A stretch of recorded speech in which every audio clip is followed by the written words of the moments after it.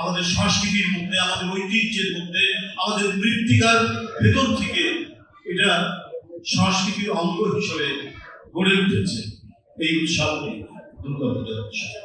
তাই এই যে মিলনে, ভ্রাতৃত্বের, সম্প্রীতি, এই বন্ধনকে নানা কারণে, নানা রাজনৈতিক কারণে বিভাজন করার চেষ্টা করা হয়েছে।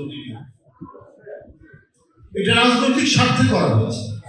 ওরা এবং আমরা, এই ওরা এবং আমরা করে আমাদের দীর্ঘদিনের যে প্রীতি, আমাদের দীর্ঘদিনের যে সম্প্রীতি এবং অটুট বন্ধনকে ভেঙে ফেলার চেষ্টা করেছে, যেটা জয়দেব কিছুক্ষণ আগে বলেছে। অন্য কোনো কারণ নাই, একেবারেই রাজনৈতিক কারণে। এখানে হিন্দু ধর্মাবলম্বী যারা মানুষ তারা আমাদের কই, আজকে তো সেই পরিস্থিতি নেই। আজকে তো প্রত্যেকেই আমরা প্রত্যেকের সাথে কথা বলছি, আনন্দে মিলিত হচ্ছি, উৎসব পার্বণে আমরা অংশগ্রহণ করছি। আবার ভোটের কথা বলছে, এটা বিস্ময়কর। জগন্নাথ হল ছাত্রদলকে ভোট দিচ্ছে।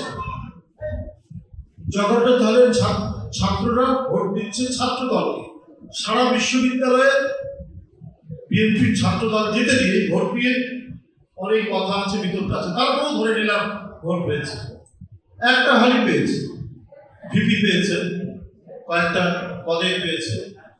সেটা কাদের হল? এখানে হিন্দু সম্প্রদায়ের ছাত্ররা বেশি সেখানে থেকে পড়াশোনা করে।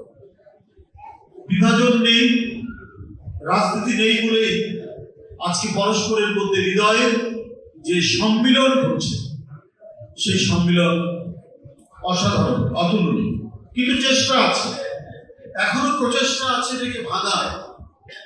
আমরা যখন চারিদিক থেকে প্রত্যেকে এই দুর্গা পূজাকে, এই উৎসবকে নিরাপদ এবং তারা যাতে নির্বিঘ্নে উৎসবটি উদযাপিত হয়, তার জন্য আমরা যখন প্রচেষ্টা চালাচ্ছি সবাই, আমি বলবো যে দলমত নির্বিশেষে এই আন্তরিকতা রয়েছে। কিন্তু তারপরেও পার্শ্ববর্তী দেশ থেকে বা আমাদের এই মধ্যে, এই সমাজের মধ্যে ভেতর থেকে নিজেকে লুকিয়ে রেখে নানা অন্তর্ঘাত করার প্রচেষ্টা চালিয়েছে। কিন্তু আমি বলবো এই ক্ষেত্রে সরকার